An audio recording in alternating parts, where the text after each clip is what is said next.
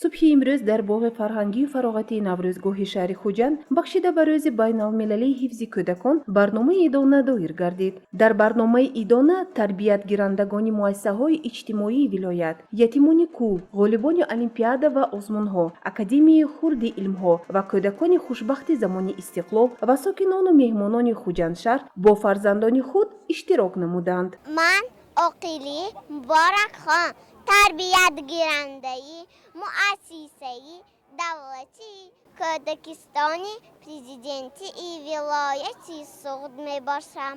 ман ғолиби озмуни доно як ҳастам. ман мехоҳам шеъри шоири ширинкалом Сулаймони Адҳам ватанамро қироат намоям.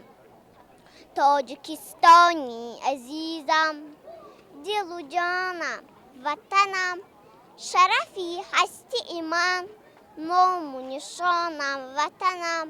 набувад беҳзи забони ту, забон ба ҷаҳон набувад беҳзи ту ҳарфе ба забонам ватанам. гарчи фаслест ҷавонӣ гузарон мисли баҳор, ба канори ту ҳама умр ҷавонам ватанам.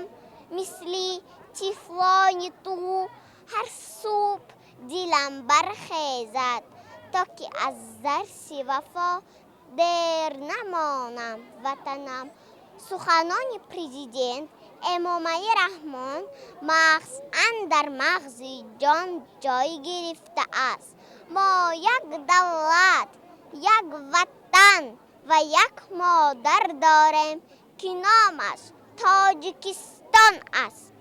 дар идгоҳ озмуну маҳфилҳои гуногун ташкил гардида қаҳрамонони афсонаҳо шоди шарики кӯдакон гаштанд. ёдовар мешавем ки ҳамасола санаи 1 июн дар саросари ҷаҳон ҳамчун рӯзи байналмилалии ҳифзи кӯдакон ҷашн гирифта мешавад. ин яке аз идҳои муҳими байналмилалӣ мебошад ки таҷлили он аз соли 1925 дар конфронси байналмилалӣ оид ба беҳбудии ҳаёти кӯдакон дар шаҳри Женеваи Швейтсария роҳандозӣ шудааст.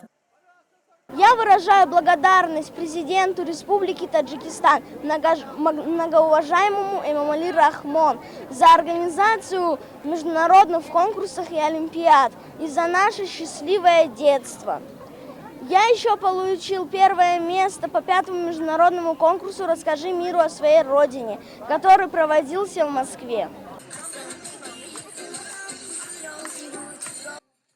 чун рӯзи байналмилалии ҳифзи кӯдакон тибқи қонуни ҷумҳурии Тоҷикистон дар бораи рӯзҳои ид таҷлил карда мешавад. чорабинии мазкур дар маркази вилояти Суғд шаҳри Хуҷанд низ бо шукӯҳу шаҳомат баргузор гардид.